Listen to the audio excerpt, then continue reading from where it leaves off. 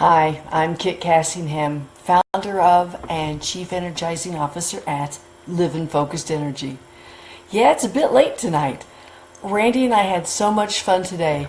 We drove down to Cortez, which is about 3 hours away, and met with a doctor and his wife who love electric cars. And they let us have a ride in, they have a Leaf, which is all electric, and they have a plug-in Prius. Fun to experience the two different cars, and they were delightful. It was just a beautiful day to be driving around Colorado. So that's what we did. And the cats may be more talkative tonight than usual because I left them alone all day. Shame on me. They'll get over it. And Mash is here in my lap. She's my chatty one. But anyway, I wanted to talk to you tonight about energy. I tend to run and I tend to have high energy pretty much all the time.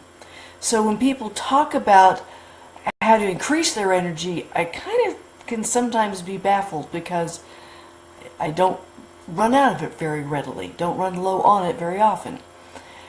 But this last weekend, I introduced to my system a reaction that told me, that's what low energy is. Sure, when I've walked all day long, put in a lot of miles or done a lot of heavy labor, like when we moved our offices and stuff, yes, I was tired. But I'm still high energy. But this last weekend, and let me back up a little bit and say that I tend to eat a fairly clean, healthy diet. Drink a lot of water. I eat, for the most part, whole foods, organic foods, not processed foods. I sleep, I water, I move a lot. I take care of myself. Once in a while, I slip. Or give myself permission to throw it all to the wind. And that's what I did this last weekend. I allowed myself dessert, sugar and flour. And for the first time ever, I felt really sluggish afterward. My muscles felt tense and sluggish, thick. It's like I had to push them so I could move. A very unusual experience for me. And that reminded me that we can take care of ourselves through our lifestyle. The other time I've had a pretty strong reaction to sugar and flour, also known as dessert, I did a big sugar binge several years ago, and I reacted to that the same way I do to alcohol. Increased heart rate, increased breathing rate, and louder snoring. I wasn't a fun companion that night, poor Randy. And when I did that, it convinced me, don't do that. This thick muscle thing I had Tuesday when I woke up was so unfun that I'm going to keep that memory vivid in my mind so that next time I reach for a cookie or a cake or some dessert, I'm going to conjure that feeling up and remind myself of what I do not want. So I've talked to you about how I am an energetic person, but in taking care of my health, specifically my thyroid, I end up taking care of everything else. And as I see articles come across my desk from the various doctors and nutritionists I follow on Facebook and in their newsletters and things, I'm going to look at this note to share with you that the things that we do for our general health also support ADD symptoms so that they're reduced. It supports thyroid conditions, autism, Alzheimer's, diabetes. I'm going to even say it helps smooth and ease the way into old age, and so much else that ails us. And I think that's important to take note of. What's good for one person generally is good for the other. And I've reminded myself of that. I ate pretty well, but I did enjoy more dessert than usual. So I wanted to remind you that some of the keys to high energy are a healthy diet, not processed food, especially avoiding the food coloring, whole foods, lots of vegetables, and there are a lot of ways to get vegetables if you aren't a vegetable lover. Grilling vegetables, turning them into smoothies. I had the most delicious Brussels sprouts the other morning. It was brunch. What did they do? They made a Parmesan cheese and garlic sauce, and they fried the Brussels sprouts, and then they steamed them with the garlic and the Parmesan. It was heavenly. I had several servings of that. That balances the sugar, doesn't it? I guess not.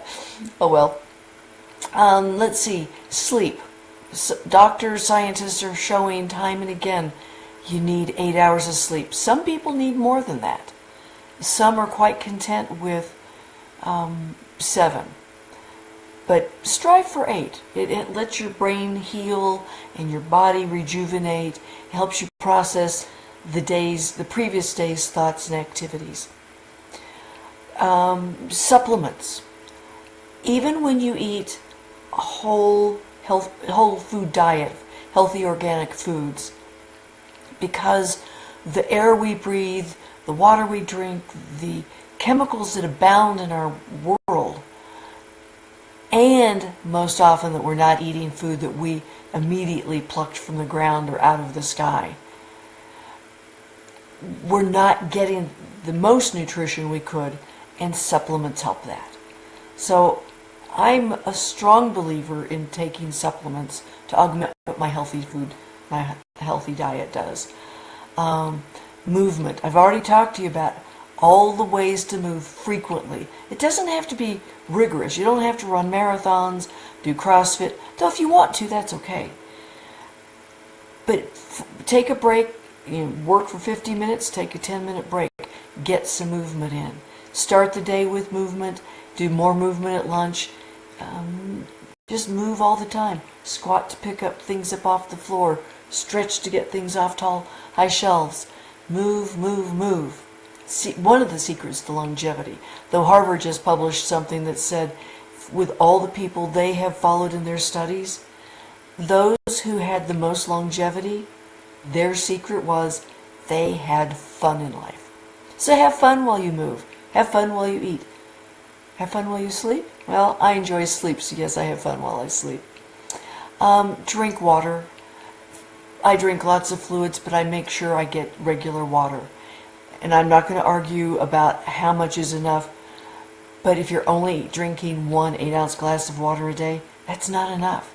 I know from personal experience that when I've not had enough water, my blood gets thicker, I don't think as well, and I actually get sleepier. When I'm driving or doing something, if I'm getting real sleepy and sluggish, one, I sit up straight. So I guess posture is another thing for energy. But I make sure I get some water, because too little water, your blood gets thick, it doesn't move around as much, and if you don't have enough oxygen in the brain, it falls asleep, which means you fall asleep. Your heart likes all that nutrition, the fresh blood as well, and thinner is better. And you know what? One other key to high energy is your attitude. Do you have an energy attitude? I'll tell you, it takes you very far in life. Tomorrow I want to talk more on energy from a slightly different angle. Today's talk is stuff you're more familiar with. But I would like to encourage you to evaluate, really look at your diet, your lifestyle. Do you have a lifestyle that supports energy, supports health? If you have thyroid issues, if you're ADD like I am, if you're having diabetic issues, if you're getting older, I'm not getting older. But if you are, maybe those are some good reasons to take care of all those things that support energy so that you have the health you want, so that every day you've got the life you want. So tomorrow we'll talk about energy from a slightly different angle. And I'm going to go pet my kitties for a little bit and look forward to seeing you tomorrow. But please leave, I know this is a lot later than usual, and you may not have had a chance to look in. Oh, hi Megan, how are you? Let's see. Oh, she loves my live videos. I hope you're getting some benefit out of them too, Megan. Megan, sorry. I know too many Megans and Megans. This one's Megan. And she's high energy too. But I'm here for you, Megan, or anybody else. But leave your questions, your comments, your observations of what boosts your energy. Feel free to challenge me on some of my ideas. I love a good discussion. And stay tuned for future conversations. This is Kit Cassingham, over and out. Maybe. There we go.